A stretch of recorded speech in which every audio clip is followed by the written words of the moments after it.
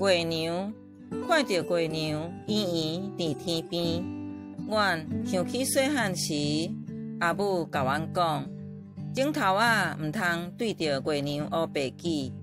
阮问阿母为虾米，伊讲古早人就安尼讲，若是毋听话，耳仔会起一起。伊嘛毋知为虾米。大汉到即时，阮犹原毋敢对着月娘乌白记。其实阮知毋是真正耳仔会起一起，只是古早人对着月娘的神秘表示敬畏。即马阮对着月娘毋敢记，毋是惊耳仔起一起，只是阮对阿母交代的话有深深怀念会记伫。阿母，阮永远是你听话的囝儿。